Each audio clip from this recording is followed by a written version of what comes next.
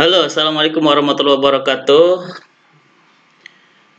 Selamat siang semuanya. Pada kesempatan ini saya akan memaparkan tentang tanaman obat keluarga, family medicinal plants.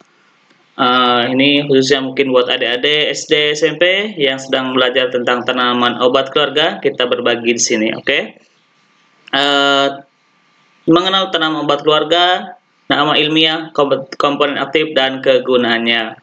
Or go to known family medicinal plant, scientific name, active compound, and their uses. Okay, the first is list of plants, daftar tanaman. The first is green betel atau sirih hijau. The next is red betel atau sirih merah. The next is turmeric atau kunyit. The next is ginger atau jahe, dan the next is sand ginger or kachuri atau kita sebut dengan kencur, dan yang terakhir the last is aloe vera atau lidah buaya. Okay, the first is green betel atau sirih hijau. The commonly used part is leaf. Here is the commonly used part, atau bagian yang sering digunakan adalah daunnya. Nama ilmiahnya adalah piper betel, dan kemudian bahan aktif yang terkandung dalam bahannya adalah minyak atsiri, oleoresin, seperti betel phenol, kafikol, sequestrapen, hidroksikafinol, kafibetal, estradiol, eugenol, dan kafrakol. Kemudian kegunaannya atau the uses, the first is as antibacteria and antifungal atau antibakteri dan anti jamur. Kemudian sebagai analgesik untuk meredakan rasa sakit akibat luka, memar, dan ruam. Kemudian untuk meringankan sembelit, to relieve the constipation. Kemudian untuk mengurangi masalah pernapasan. Kemudian untuk menurunkan kadar kolesterol or lowers cholesterol level. Oke, berikutnya adalah sirih merah or red betel. Commonly used part is leaf atau bagian paling sering digunakannya adalah bagian daunnya juga, sama seperti sirih hijau. Kemudian nama ilmiahnya or scientific names-nya adalah Piper ornatum. Bahan aktif or active compound yang terdalam dalamnya adalah flavonoid, alkaloid, senyawa polifenolat, tanin, dan minyak atsiri.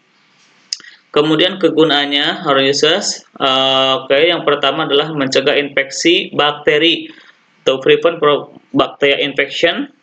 Kemudian mempercepat penyembuhan luka. Kemudian melawan radikal bebas, against from free radical. Kemudian mengobati rheumatoid arthritis atau mengobati peradangan sendi. Kemudian berikutnya bisa mencegah pembentukan plak gigi, to prevent from the dental plaque formation. Kemudian bisa juga mengobati diabetes. Oke, kita baru dua, maka yang berikutnya adalah tentang kunyit atau turmeric, ya. Bagian yang sering digunakan or commonly used part adalah umbinya, ya. Umbinya atau rimpangnya. Itu nama ilmiahnya adalah Curcuma domestica, ada juga yang bilang Curcuma longa. Bahan aktifnya utamanya adalah kurkumin dan juga minyak atsiri. Kemudian kegunaannya yang pertama itu sebagai antioksidan yang dapat juga menjaga sistem kekebalan, ya, as an antioxidant and to prevent or to maintain the immunity system. Kemudian untuk meredakan peradangan, to relieve the inflammation. Kemudian mengurangi gejala dan risiko MAH. Kemudian meredakan gejala irritable bowel syndrome atau gejala peradangan pada usus besar. Kemudian juga untuk meredakan nyeri head, ya, itu dari kunyit. Sebenarnya masih ada juga manfaat-manfaat lainnya. Mungkin kita di sini kita ambil singkatnya saja, ya. Kemudian yang berikutnya adalah jahe, ya, pasti kita semua udah kenal dengan jahe, udah paling sering kita mendengar nama jahe ini, ya. Jahe atau ginger, ya, bagian yang paling sering digunakannya adalah rimpangnya, rimpangnya, ya. Nama ilmiahnya itu adalah Gingiber officinale. Kemudian kandungan senyawa aktifnya terdiri dari zingiberin, kamfena, lemonin, borneol, sogaol, sineol, palendren, zingiberol, gingerol, dan zingerol ya. Kegunaannya jahe banyak ya, kita sering mendengar untuk obat rematik, kemudian untuk meningkatkan daya tahan tubuh, mengurangi mual dan muntah, kemudian untuk mengobati batuk kering, menurunkan kolesterol. Sering juga kita ya mendengar untuk apa? Untuk mengobati masuk angin. Berikutnya adalah kencur. Siapa yang tidak suka kencur? Kencur ini yang bagian yang sering digunakannya sama ya, bagian rimpangnya juga. Bahasa Inggrisnya sand ginger atau cut cherry ya, nama ilmiahnya Kaempferia galanga. Kemudian komponen aktifnya sebenarnya sangat banyak dalam kencurnya. Kita singkat aja di sini, ambil beberapa contoh saja. Seperti ada kandungan kimianya itu etil sinamat, etil pemetoksisinamat, pemetoksistiren, karen, borneol, dan parafin. Kemudian ada juga kandungan minyak asirinya ya, seperti alpha-pinena, kampena, karena, palendrena, limonen, simena, dan lain-lain. Masih banyak juga ya. Kemudian untuk kegunaannya,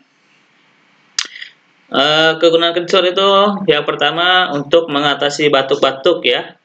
Kemudian untuk mengobati penyakit diare, mencegah kanker lambung, menghilangkan stres, mencegah karies gigi, menambah nafsu makan, kemudian mengobati nyeri, untuk masker kecantikan.